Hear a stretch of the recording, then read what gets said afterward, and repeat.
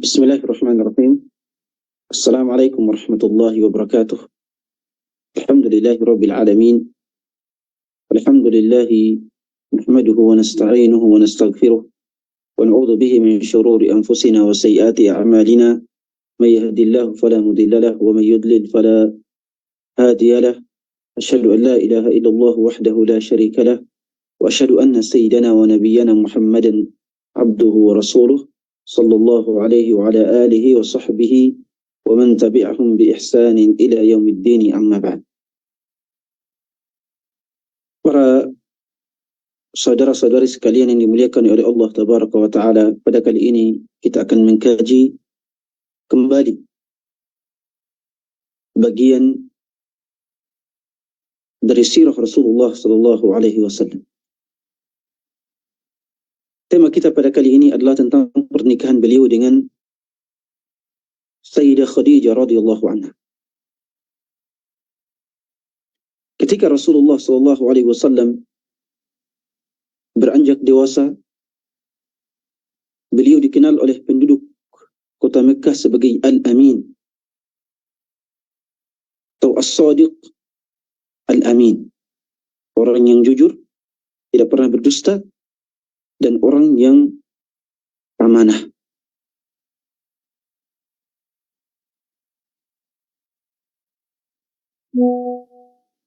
Tetapi di kalangan wanita Quraisy pada saat itu juga terkenal ada seorang wanita yang sangat mulia. Dia dikenal dengan julukan At-Tahir, yaitu wanita yang suci. Dialah Khadijah radhiyallahu taala anha. Sebab itu Khadijah radhiyallahu anha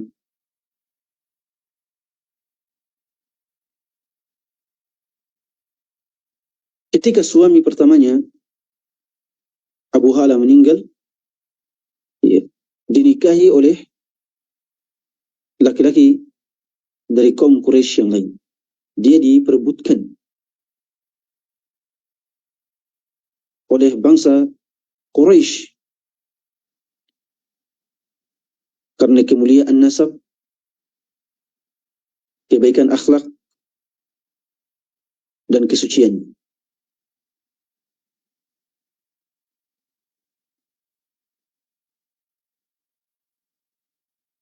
Kebaikan akhlak Khadijah radhiyallahu anha telah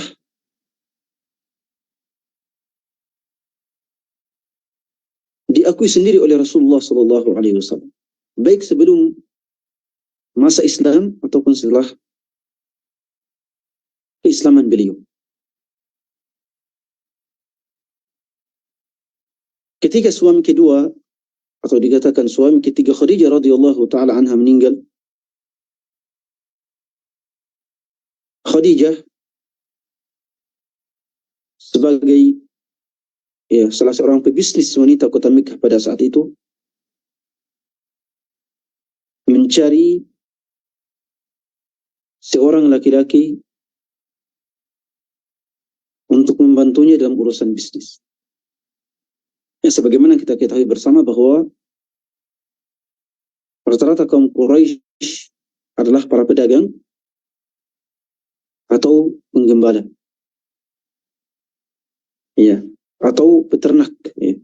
Rata-rata kaum Quraisy atau mata pencarian kaum Quraisy pada saat itu adalah perdagangan dan peternakan.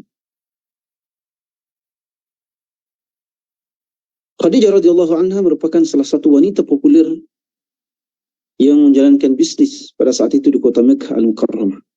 Bahkan mengirimkan kafilah perdagangannya untuk memperjualbelikan, untuk memperdagangkan bisnisnya ke Yaman dan juga ke Syam. Ke Yaman pada saat itu adalah seluruh wilayah di selatan kota Mekah, bukan negeri Yaman sekarang. Sehingga wilayah Abha, Najran, Ya, dan wilayah selatan Yaman yang masih merupakan wilayah Arab Saudi itu semuanya termasuk Yaman, disebut Yaman pada saat itu. Juga negeri Syam.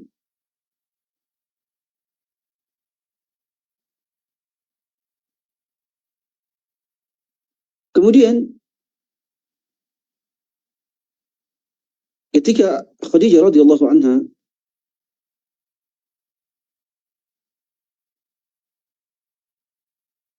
yang terkenal sebagai pebisnis kaya wanita kaum Quraisy,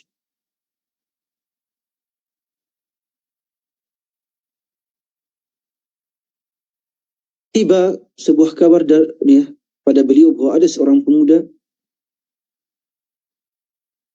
yang sangat baik, yang jujur, amanah, dan dikenal tidak pernah berdusta. Maka beliau pun memberikan tawaran kepada pemuda ini, yaitu Muhammad SAW, untuk menjadi pembantu beliau, untuk menjadi orang yang menjalankan bisnis beliau di negeri Syam ataupun di negeri Yaman.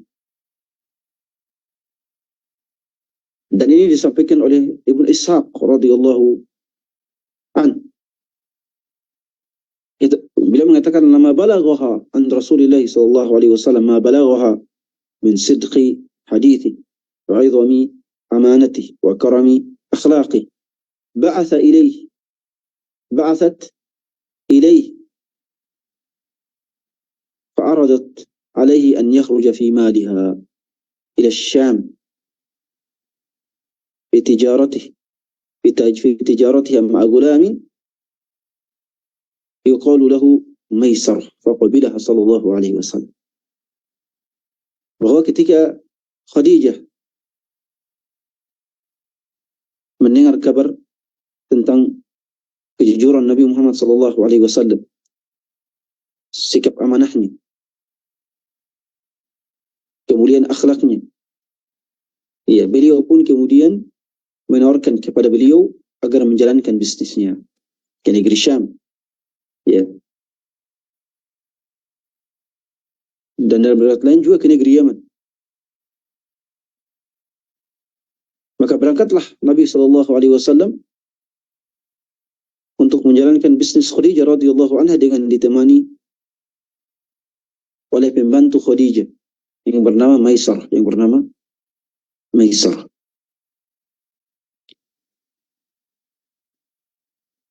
Ketika Maisarah melihat kesuksesan bisnis yang dijalankan oleh Rasulullah SAW, kemuliaan akhlak Rasulullah SAW, serta keberkahan bisnis yang mereka jalankan, hal itu kemudian diceritakan kepada Khadijah radhiyallahu anha.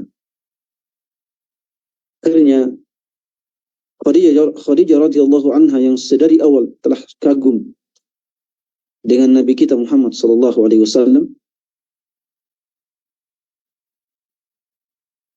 ketika diceritakan oleh Maisarah dengan segala hal tentang akhlak Rasulullah SAW dan keberkahan bisnis yang beliau jalankan, hal ini semakin membuat Khadijah tertarik kepada beliau SAW.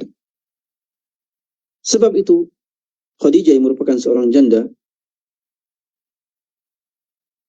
kemudian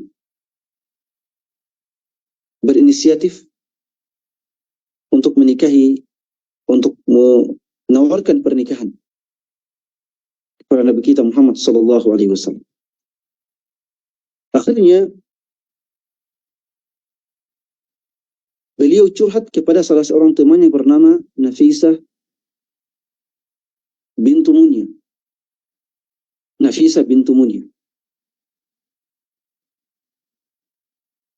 Ketika Nafisah bintu Munya mendapatkan curhat dari Khadijah radhiyallahu anha, wanita ini yang kemudian juga masuk Islam radhiyallahu anha, langsung berinisiatif mendatangi Nabi Muhammad SAW. Langsung berinisiatif mendatangi Nabi Muhammad SAW untuk menawarkan temannya ini. Ya, temannya itu Khadijah radhiyallahu anha. Kemudian Nafisah datang dan mengatakan kepada Muhammad, "Ya Muhammad, ma yamna'uka an tatazawwaj?" Wahai Muhammad, usiamu sekarang sudah 25 tahun. Kenapa engkau belum menikah? Ya, padahal tentunya kaum Quraisy atau bangsa Arab pada saat itu biasanya mereka menikah dengan usia belasan tahun, ya, dengan usia belasan tahun. Muhammad sallallahu alaihi wasallam dengan usia 25 tahun belum menikah saat itu. Dan Nafisah mengatakan, "Ya Muhammad, ma yamna'uka an tatazawwaj?" Ini sebagai pengantar, ya, untuk menawarkan Khadijah, temannya Khadijah radhiyallahu anha. Kenapa engkau belum menikah? Kata Nafisah radhiyallahu anha. Nabi kita menjawab, "Ma biyadi ma atazawwaju bihi." Kata beliau, saya tidak punya apa-apa untuk saya jadikan mahar pernikahan, untuk saya jadikan biaya pernikahan, untuk saya jadikan sebagai nafkah, ya, nafkah untuk istri yang saya akan nikahi.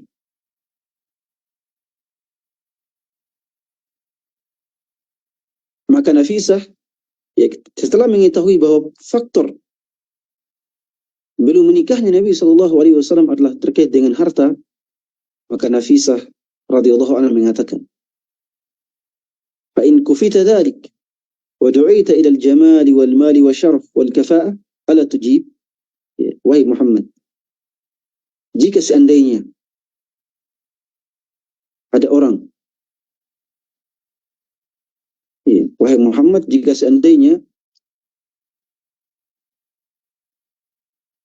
ada orang yang menanggung semua itu, biaya pernikahan, nafkah dan sebagainya, lalu orang yang menikah denganmu, wanita yang menikah denganmu adalah seorang yang cantik, kaya, mulia, dan cocok denganmu, apakah engkau mau menikah dengannya? Maka Muhammad sallallahu alaihi wasallam langsung menjawab, langsung bertanya, "Faman hiya?" Ya, wahai Nafisah, siapa dia yang ingin menikah denganku? Maka Nafisah mengatakan, "Khadijah." Dialah Khadijah, ya, bosmu yang engkau jalankan bisnisnya. Maka Muhammad mengatakan, "Wa kaifa li bidzalik?" Bagaimana caranya agar saya menikah dengan Khadijah radhiyallahu anha? Maka Nafisah mengatakan, ya, alayya fa ana af'al. Kalau begitu serahkan urusan semua pernikahannya kepada saya dan saya akan mengurusnya. Ya, kemudian Nafisah radhiyallahu anha mengurus pernikahan tersebut, mendatangi keluarga Khadijah, mendatangi Khadijah dan keluarganya, dan juga mendatangi keluarga Muhammad sallallahu alaihi wasallam, paman-pamannya, Abu Thalib, ya, dan lain-lain, sehingga, ya, menikahlah Khadijah radhiyallahu anha dengan Nabi kita Muhammad sallallahu alaihi wasallam. Dinikahkan oleh Amr ibn Asad yang merupakan salah seorang paman Khadijah radhiyallahu anha. Pada saat menikah, Khadijah radhiyallahu anha sudah memiliki 4 orang anak. Yang pertama adalah Halah ibn Abi Halah atau Hind ibn Abi Halah. Yang kedua adalah Al-Harith ibn Abi Halah, Al-Harith ibn Abi Halah. Yang ketiga adalah Halah ibn Abi Halah. Yang keempat adalah Hind bintu Atiq.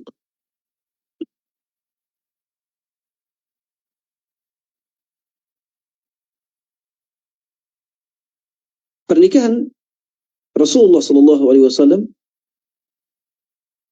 terjadi ketika usia Rasulullah sallallahu alaihi wasallam 25 tahun.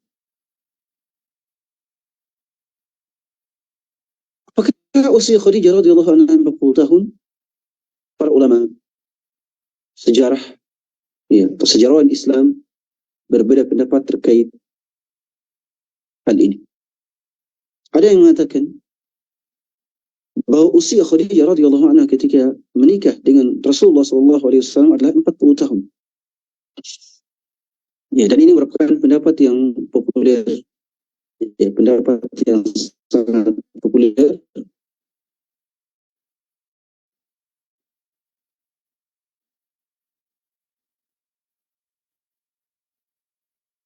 yang mengatakan bahwa usia beliau saat menikah dengan Nabi Ka, selisih usia antara beliau dengan Khadijah radhiyallahu anha adalah 15 tahun.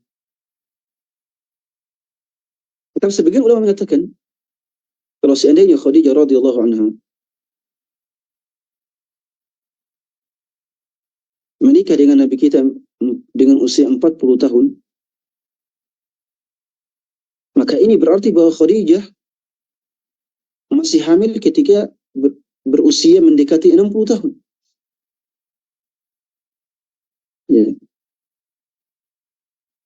Atau bahkan ya, masih hamil ketika usia beliau telah 60 tahun. Karena ya, sesuai dengan perbedaan pendapat para ulama tentang kelahiran Fatimah radhiyallahu anha.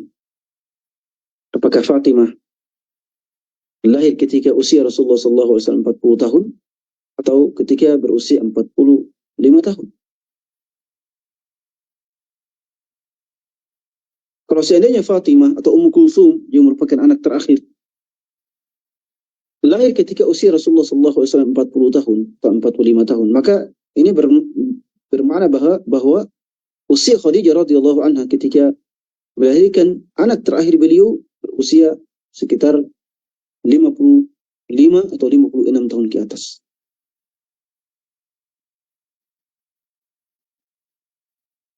Padahal sebagaimana yang kita ketahui, seorang wanita masuk pada usia menopause itu sekitar dia 50 tahun ya rata-rata. Dan tidak ada wanita yang hamil pada usia 60 atau mendekati 60 tahun.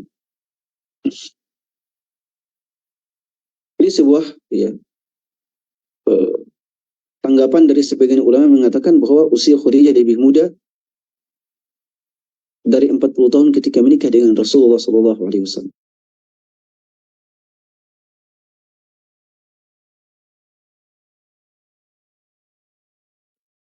Ibnu Bakar radhiyallahu anhu atau rahimahullahu taala mengatakan,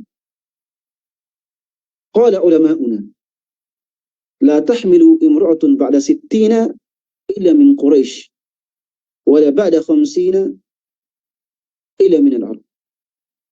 Beliau mengatakan bahwa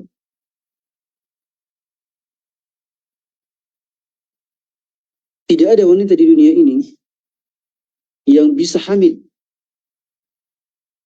di usia 60 tahun ke atas kecuali wanita dari kaum Quraisy.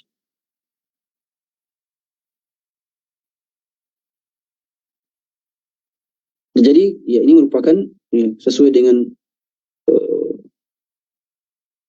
statement Az-Zubair ibnu Bakkar rahimahullahu taala. Ini menunjukkan bahwa bukan hal mustahil bila Khadijah radhiyallahu anha hamil di atas usia 55 tahun atau mendekati usia 60 tahun atau bahkan lebih dari itu. Karena ini merupakan kekhususan, keistimewaan wanita kaum Quraisy. Ini salah satu pendapat.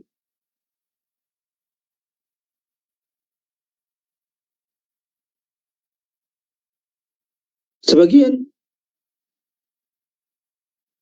ulama juga mengatakan bahwa usia beliau ketika menikah dengan Rasulullah SAW adalah 45 tahun. Ini bahkan disebutkan oleh Al-Imam An-Nawawi dalam bukunya Tahdzib Al-Lughah, 45 tahun. Tentunya lebih tua dari usia 40 tahun. Dan ini merupakan budaya Arab pada saat itu. Budaya Arab pada saat itu dalam pernikahan ini adalah yang pertama, bukan suatu problem jika mereka menikah dengan wanita yang lebih tua, walaupun lebih tua atau dengan selisih 20 tahun atau 15 tahun. Bagi mereka hal ini bukan sesuatu hal yang aib atau cacat dalam pandangan masyarakat mereka. Jadi seorang laki-laki yang menikahi wanita ya yang lebih tua dengan selisih 20 tahun atau 15 tahun itu bukan hal yang aib bagi mereka. Bahkan sebuah kemuliaan jika wanita tersebut merupakan satu kabilah dengan laki-laki tersebut. Di antaranya juga adalah bahwa pernikahan seorang laki-laki dengan wanita yang jauh lebih muda dibandingkan dirinya dengan dengan selisih usia 30 tahun misalnya. Itu bukan hal ya, yang tabu pada saat itu. Bahkan hal yang sangat lumrah. Makanya Rasulullah SAW menikah dengan Aisyah yang berusia 9 tahun. Sedangkan Rasulullah SAW berusia sekitar 50 tahun. Itu bukan hal yang tabu atau merupakan aib pada saat itu. Tidak, itu merupakan hal yang lumrah dalam pernikahan budaya Arab pada saat itu. Sesuai dengan adat istiadat dan kebudayaan mereka. Bahkan budaya pernikahan pada saat itu bukan budaya pernikahan seperti ini pada saat itu bukan tidak hanya terbatas pada bangsa Arab. Bahkan budaya dari seluruh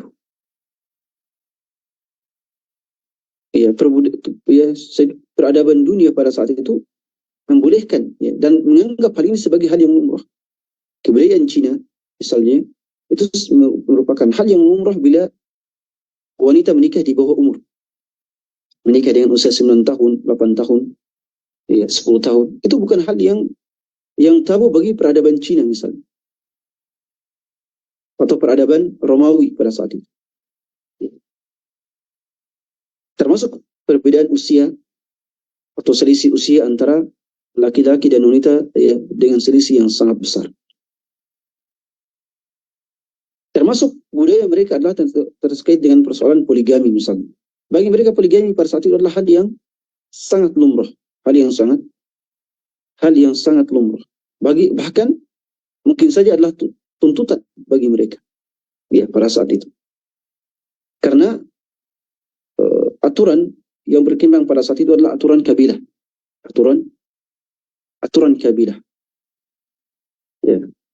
Kabilah biasanya sangat memperhatikan kaum wanita yang ada di kabilah tersebut. Jadi kabilah jadi dalam suatu kabilah kalau ada banyak wanita yang tidak menikah, maka itu merupakan aib bagi kabilah tersebut. Dalam suatu kabilah kalau banyak wanita yang tidak menikah, maka itu merupakan aib yang sangat besar bagi kabilah tersebut. Sebab itu kabilah selalu berusaha untuk menikahkan seluruh wanita yang ada di bawah tanggungannya. Termasuk suatu hal yang lumrah untuk menjadikan mereka sebagai istri kedua, ketiga, keempat, bahkan sebagian bangsa Arab menikahi 10 wanita misalnya.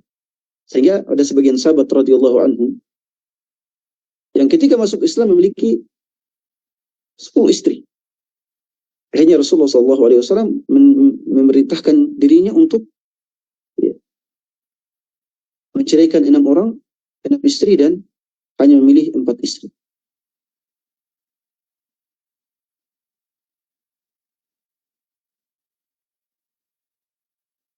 Ada pendapat yang mengatakan bahwa usia Khadijah pada saat itu adalah 35 tahun.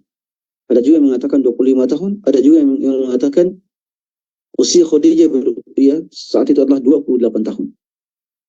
Ini pendapat ini disampaikan oleh Ibnu Ishaq,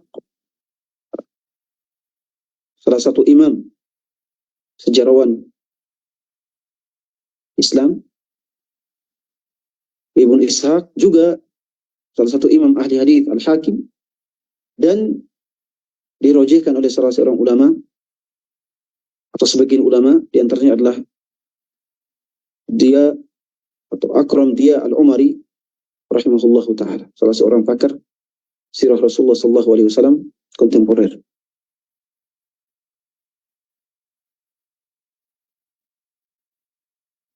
Dan ini juga merupakan pendapat yang kuat bahwa Khadijah radhiyallahu anha ketika menikah dengan Rasulullah SAW, beliau berusia 28 tahun dengan selisih 3 tahun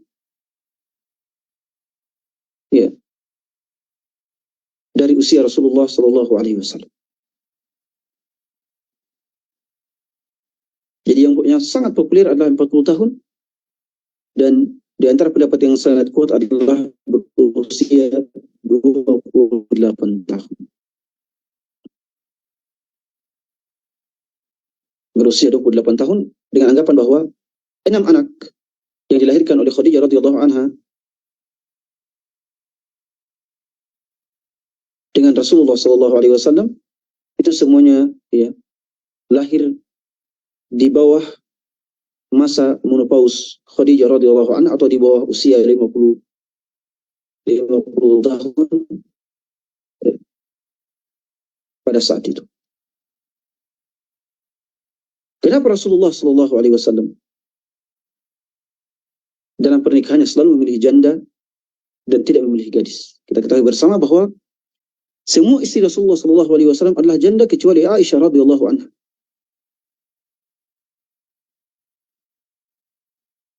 Bahkan kenapa Rasulullah sallallahu alaihi wasallam memotivasi kita untuk menikahi seorang gadis, tetapi beliau malah menikahi para janda.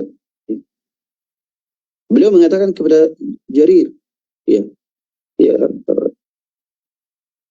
hala bikran tula'ibuha wa tula'ibuk. Ya, kenapa engkau wahai Jarir hanya menikahi janda dan tidak menikahi gadis? Ya.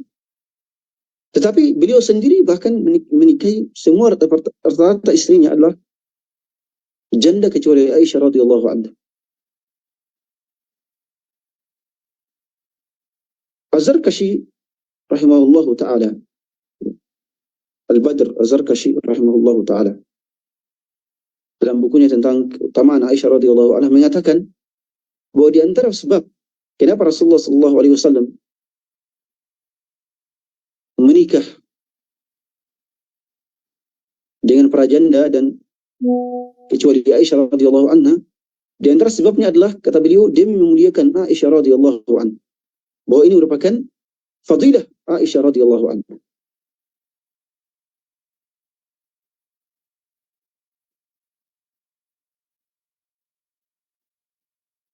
Di antara sebabnya juga adalah bahwa ya, agar Rasulullah sallallahu alaihi wasallam tidak disibukkan dengan urusan duniawi.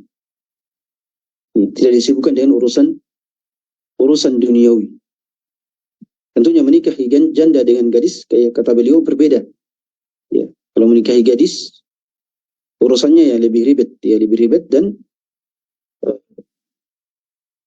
tentunya suasana pernikahannya, ya, pengantin barunya lebih indah dan sebagainya. Tapi menikahi janda tidak demikian. Menikahi janda tidak demikian, dan ini sesuai dengan fitrah Rasulullah sallallahu alaihi wasallam. Sesuai dengan fitrah Rasulullah sallallahu alaihi wasallam yang tidak ingin ya diganggu dengan urusan duniawi. Ya, tidak diganggu dengan urusan ya, duniawi yang lebih indah, urusan duniawi yang lebih merepotkan. Juga tentunya kita katakan bahwa motivasi Rasulullah sallallahu alaihi wasallam kepada sebagian sahabat untuk menikahi gadis, ya, ini sesuai dengan, ini tergantung pada orang yang dinasihati. Rasulullah melihat Jabir dan menganggap Jabir ini lebih cocok menikah dengan gadis. Karena beliau menasihati beliau, ya, atau ya, menegur beliau kenapa tidak menikahi gadis. Kemudian Jabir mengatakan bahwa saya memiliki saudari yang masih kecil-kecil, ya 6 atau dikatakan 9. Ya. Ketika ayah Jabir, ya, Abdullah ibn Amr ibn Haram radhiyallahu anhu syahid di perang Uhud. Ya, ayah beliau meninggalkan 6 orang putri yang masih kecil-kecil. 6 orang putri ini butuh orang yang membantu Jabir untuk merawat mereka.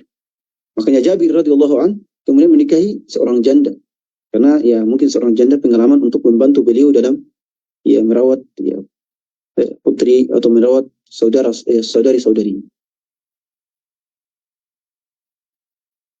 Sedangkan sahabat yang lain seperti Zaid ibn Harithah yang merupakan mantan budak sekaligus pelayan Rasulullah sallallahu alaihi wasallam. Rasulullah nikahkan dengan seorang janda yaitu Ummu Aiman. Rasulullah nikahkan dengan seorang janda yang bernama Ummu Aiman. Perbedaan usia di antara keduanya sangatlah jauh, ya. Mungkin sekitar 15 tahun atau 20 tahun. Zaid lebih muda dibandingkan Ummu Aiman.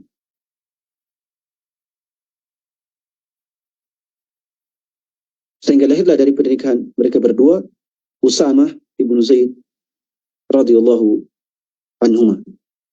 Ini bisa dibaca dalam tulisan saya yang berjudul Bunda Kedua, ya, Bunda Kedua Manusia Termulia Rasulullah sallallahu alaihi wasallam, ya, di website Markas Inai. Jadi motivasi Rasulullah sallallahu alaihi wasallam untuk menikahi gadis atau menikahi janda ini semuanya tergantung pada orang yang beliau motivasi. Jika beliau melihat maslahat orang ini adalah menikah dengan gadis, beliau akan nasihati agar menikahi gadis. Tapi kalau maslahatnya agar orang ini menikahi seorang janda, maka beliau nasihati atau bahkan nikahkan dengan seorang janda. Lagi pula nasihat Rasulullah SAW atau motivasi beliau untuk menikahi seorang gadis ini bukan berarti meninggalkan, ya, pernikahan dengan para janda yang ditinggal mati suami atau ditinggal cerai para suami mereka. Khadijah radhiyallahu anha melahirkan enam orang anak dalam pernikahannya dengan Rasulullah sallallahu alaihi wasallam, yaitu Al-Qasim, kemudian Abdullah yang juga diberi gelar At-Thayyib dan At-Thahir, lalu Zainab, Ruqayyah, Ummu Kulthum dan Fatimah. Para ulama rahimahumullah ta'ala berbeda pendapat manakah yang lebih bungsu atau Fatimah. Ini perbedaan pendapat para ulama rahimahumullah ta'ala. Ada yang mengatakan yang lebih bungsu adalah Fatimah, ada yang mengatakan yang lebih bungsu adalah Ummu Kulthum. Tapi banyak juga ulama mengatakan bahwa yang lebih bungsu adalah Ummu Kulthum. Di antaranya adalah Ibnu Abil Iz dalam Al-Urjuza Al-Mi'iyah, "Wulduhu minha khala Ibrahim, fal awwalul Qasim hadha at-takrim, wa Zainab Ruqayyah wa Fatimah wa Ummu Kulthum lahunna khawatim." Seluruh anak-anak Rasulullah sallallahu alaihi wasallam berasal dari Khadijah kecuali Ibrahim karena ibunya adalah Maryah Al-Qibtiyah. Anak pertama beliau adalah Al-Qasim. Anak pertama beliau adalah Al-Qasim. Kemudian Zainab, kemudian Ruqayyah, kemudian Fatimah, kemudian Ummu Kulthum lahunna khawatimah. Ummu Kulthum yang merupakan terakhir dari kaum wanita, dari anak-anak wanita. Kemudian anak yang terakhir adalah Abdullah, wa Tahiru Tahiru Abdullah. Ya, At-Tahiru At-Tayyib atau At-Tayyib At-Tahiru Abdullah. Jadi At-Tahir At-Tayyib ini adalah laqab dari Abdullah. Dan ini juga dirajikan oleh, kalau tidak salah, Syekh Al-Usaim ketika beliau menyampaikan menyebutkan nama-nama anak Rasulullah sallallahu alaihi wasallam dalam manzumah beliau Al-Munirah. Beliau mengatakan wa Zainabun Ruqayyatun wa Fatimah wa Ummu Kulthum Ibrahim khawatimah. Ya, ketika beliau mengurutkan, beliau mengatakan Zainab, kemudian Ruqayyah, kemudian Fatimah, kemudian Ummu Kulthum, lalu terakhir adalah Ibrahim. Sedangkan anak-anak Khadijah radhiyallahu anha dari selain Nabi Muhammad sallallahu alaihi wasallam adalah 4. Kita sudah sebutkan nama-namanya. Yang pertama adalah Hind ibn Abi Halah. Yang kedua adalah Al-Harith ibn Abi Halah. Yang ketiga adalah Halah ibn Abi Halah. Yang keempat adalah Hind bintu Atiq. Semua anak Khadijah yang berasal atau yang merupakan anak tiri Rasulullah SAW semuanya masuk Islam. Anak-anak Khadijah yang 4 orang ini semuanya masuk Islam. Tetapi mereka rata-rata tidak dikenal. Padahal mereka merupakan as-sabiqun al-awwalun. Padahal mereka adalah anak-anak orang-orang yang ketika yang masuk Islam ketika di awal-awal Islam. Mereka adalah orang-orang yang masuk Islam di awal-awal Islam. Tapi mereka kurang dikenal dan kurang dibahas baik dalam buku-buku sirah ataupun dalam kajian-kajian tentang sirah Rasulullah SAW. Bahkan syahid pertama dalam Islam adalah putra Khadijah radhiyallahu anha. Syahid pertama, seorang Muslim yang mati syahid pertama kali dalam Islam adalah putra Khadijah radhiyallahu anha yang bernama Al-Harith ibnu Abi Halah. Beliau dibunuh di bawah Ka'bah ketika Rasulullah SAW masih menjalankan dakwah sirri. Beliau terbunuh sebelum syahidnya Sumayyah bintu Khayyat yang dibunuh oleh Abu Jahal.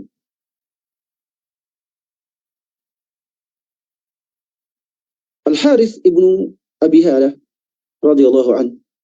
Al-Harith ibnu Abi Halah ini beliau mati syahid ketika melaksanakan salat di rukun Yamani di Ka'bah. Ya, di hadapan rukun Yamani beliau melaksanakan salat. Ketika sebagian kaum Quraisy yang bernama Safwan melihat bahwa Al-Harith ibnu Abi Halah ini salat, beliau kemudian geram dan mengambil pedang dan membunuh Al-Harith ibnu Abi Halah. Membunuh Al-Harith ibnu Abi Halah.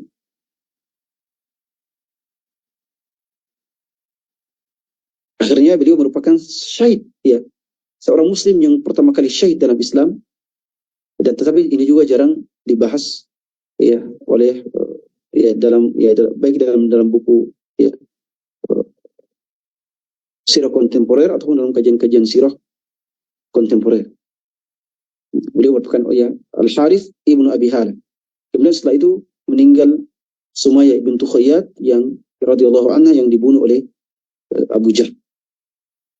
Sebab itu pembunuh Al-Harith ibnu Abi Halah ini kemudian dieksekusi sendiri oleh Rasulullah atau dieksekusi oleh sebagian sahabat Rasulullah sallallahu alaihi wasallam. Saya kira demikian kajian kita pada kesempatan ini. Barakallahu fikum. Barakallahu fikum, jazakumullahu khairan.